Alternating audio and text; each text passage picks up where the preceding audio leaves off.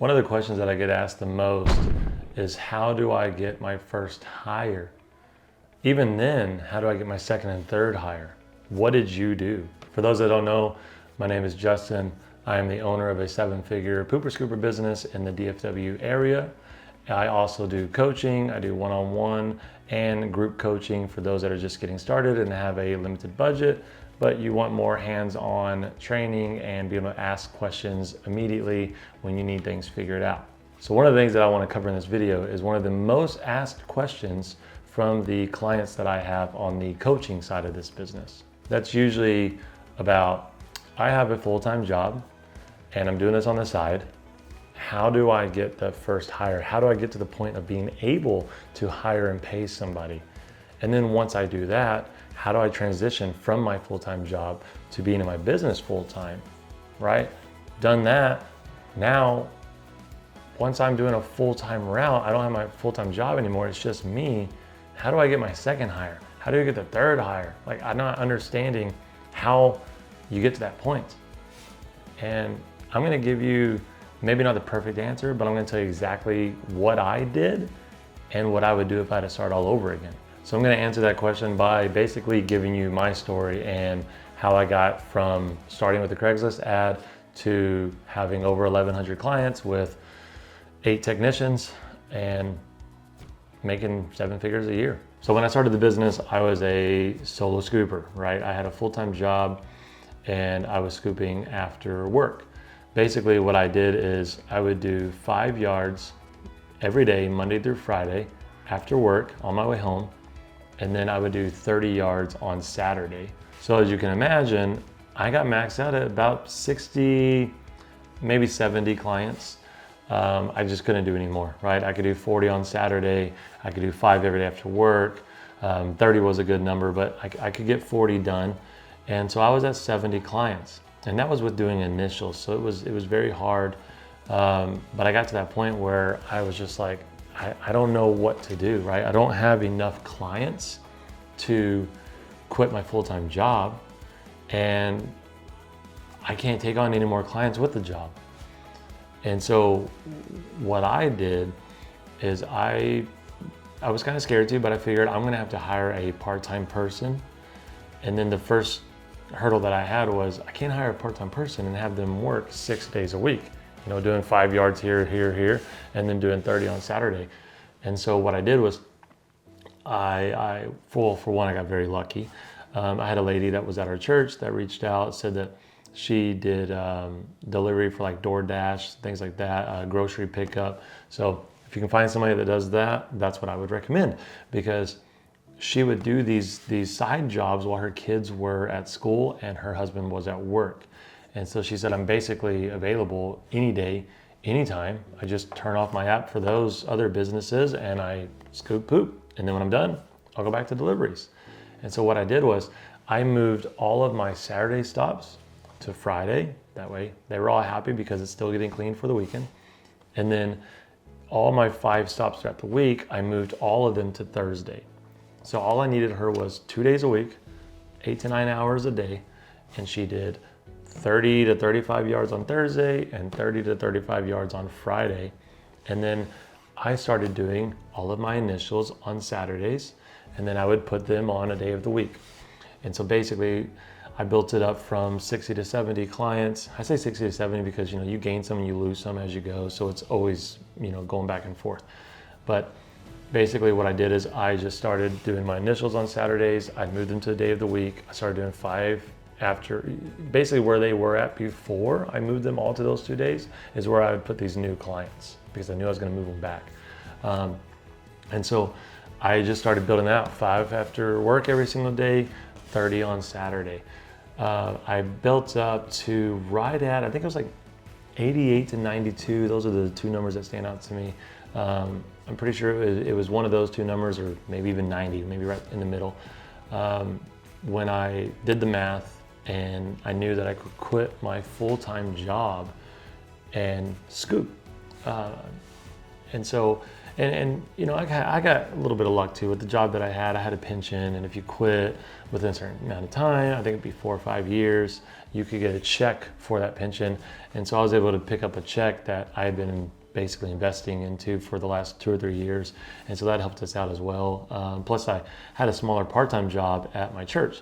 So if that's one thing you're worried about is losing your full-time income, you could always pick up a part-time job to help supplement and make sure that you have a paycheck coming in. That's what you worry about when that's what you're used to for your whole life, right? So yeah, I basically built up another 30. You know, she's doing 60 or 70. I'm doing 20 or 30. And once we hit that mark where I said I can quit my job, I wish I had a great answer for this, but again, I got lucky. I prayed a lot. So I wanted to put in my 2 weeks at my current job. I didn't know what I was going to tell her because I just felt bad basically firing her, I guess. I don't know. And so I was at work and I wanted to put in my 2 weeks that day. I didn't know what to do because I had to tell my boss, who I really liked, plus I had to tell her. And luckily, she sent me a text and she said, hey, I'm only going to be able to do this for about 2 more weeks. My husband just got moved to Corpus Christi with his job and we're going to move it down south, so I can't do this anymore.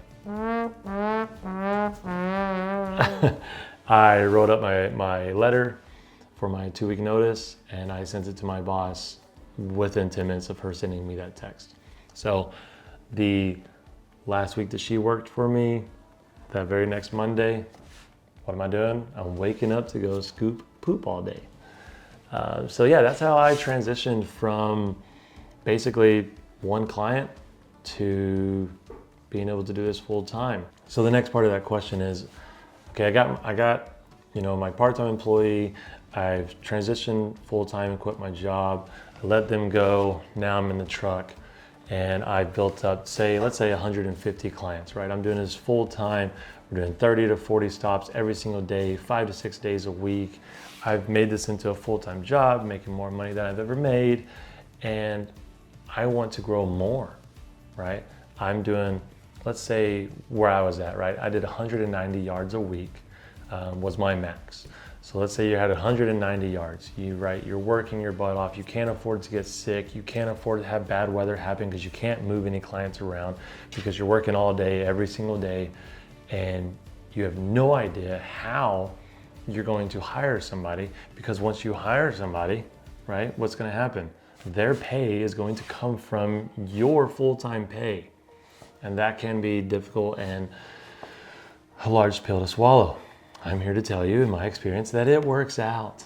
I don't know how, but it just does. I would say, I don't want to get too religious because I don't know how you are, but we prayed about it and I feel like it was all God. But it did work out for us every single time. But yeah, so I'm here to tell you what I did. And so basically, I just took the leap of faith, right? I said, I'm going to have to pay them this amount of money. This is going to come out of the money that I've gotten used to making. But I reassured myself that it's only temporary, right? At your full-time job that you get hired on at, working somewhere else, your salary is your salary, and this is what you're going to make. When you're owning your own business, the glory of that is you can grow every single day. You can grow every single week. You can get a raise every single day. So you have to tell yourself that this is only temporary, right? Within a few weeks, I'm going to be making the same or more than I'm making now after I hire this person.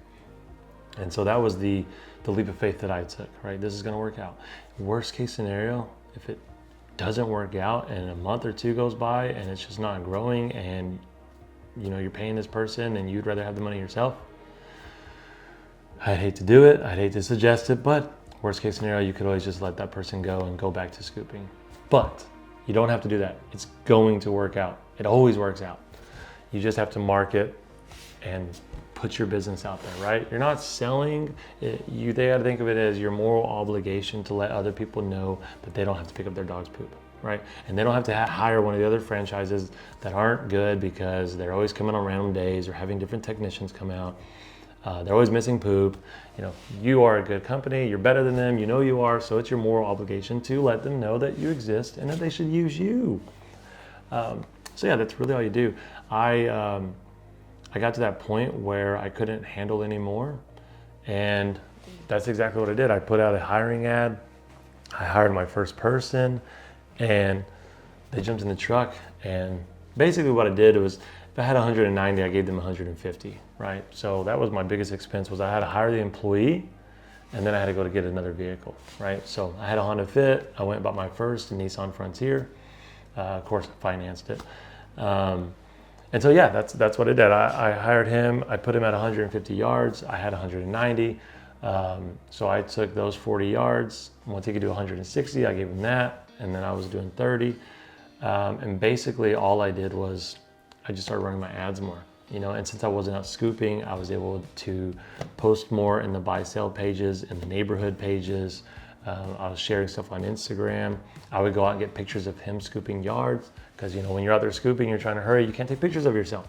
So I would get pictures and video of him, and I would share it on Facebook, right? I would brag about that we were growing, that I got my first hire, all those things. People are happy for you, and they share those things. And so that worked out for us. And that's it. I mean, it's just rinse and repeat, right? So basically what you're gonna do is you're gonna hire a person, they're gonna take your 150 stops, and then you're gonna start growing the business again, and you're gonna get out there and you're gonna be scooping those yards. And you're going to scoop until you get to another 150 clients. And then you're gonna hire your second person. And then you're gonna go get another vehicle, because now you got the money to do it, because you got those 300 clients. And then you're gonna start scooping again. And you're going to scoop, you're gonna do all the initials, all the one-time visits. You're gonna build the new route for yourself, and you're gonna scoop those yards till you get to 130, 150, whatever it is. If you can get to 150, great. If you're 130, you're like, I'm done, then you hire the person and they take over again. And if you're asking yourself now is when does it end? When do I get to stop building the route and just have someone else do it? For me, it was about 450 clients before I was comfortable with that, right? Maybe close to 500. I had three technicians and one part-time technician before there was enough profit coming in where I was comfortable with not going out there and scooping and building a route. Plus it's the numbers, right? If you got 3 or 4 technicians, if you think about it, you overload them by 5 to 10 clients per day, per technician.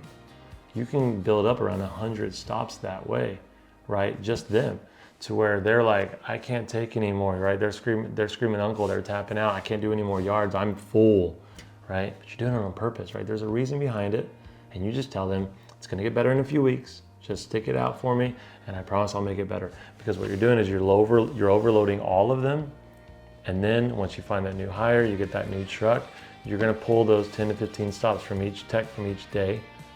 Say you got 3 techs, 10 stops, that's 30 stops per day. You're gonna pull all those from them Monday through Friday, you're gonna put it on that person. Now you got 4 technicians, and you're gonna start overloading them, right? 1 client, you put on this guy. 2 clients, put it on a different guy or the same guy. But you're gonna build them up to where they're doing 5 to 10 stops more than what they feel comfortable doing. It's a little bit hard, but it's manageable. And it's that simple, right? Once there's 120 to 150 stops that those guys are doing extra, they'll get another truck, hire another person, put them in it. But for me, yeah, it was 3 technicians. I think I had 4 because 1 was part-time, but basically it's 3 full-time technicians that you can overload, 6, 7, 10 stops each day, and literally build a new person's route with the team that you have without you having to do it. So yeah, it might not be the best way. It might not be the way that other people suggest, but it's exactly what I did. It's how I now have over 1,100 clients, and I haven't scooped poop in at least 2 years. And to now being able to afford an office manager that talks to all of my clients and handles all my technicians. And I get to make these awesome videos for you guys and help you get to where I'm at. Hopefully a lot sooner than I did. That's the whole point of these, right? We're putting out videos to teach you the things that took me 7 years to learn. I'm trying to teach it to you in 15, 20 minutes. Every day, just log on and watch these videos, get into PSM, do all the classrooms, take notes, really implement what's being said.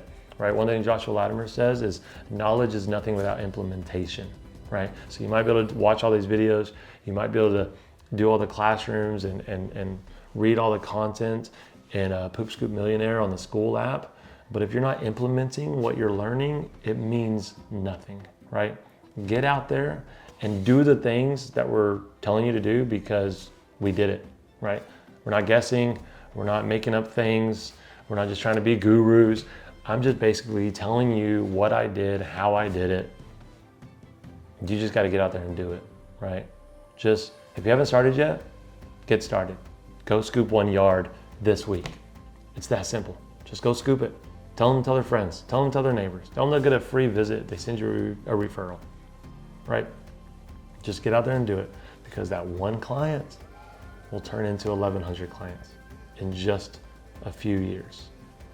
Follow these tips, join PSM in the school app, and subscribe to this channel, turn on your notifications, take in all of the videos, the short videos, the long videos, everything. Even if you're not at that level yet, just watch it, because it's gonna be back here, and when the time comes, you're gonna remember it, right? It's gonna jog your memory like, I know this. I don't know how I know this, but I know it.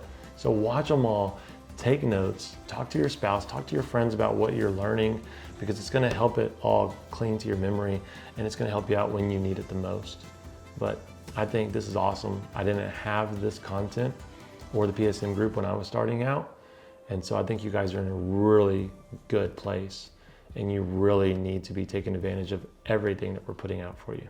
So with that said, subscribe, turn on your notifications, and watch for more content, because we're putting out a ton of videos, and we're doing it on a weekly basis, a daily basis really. And it's all for you to learn and succeed. That's it. Help your family, help yourself. But until next time, get out there and scoop the yards and tell everybody about your business. It's your moral obligation to let them know that you exist.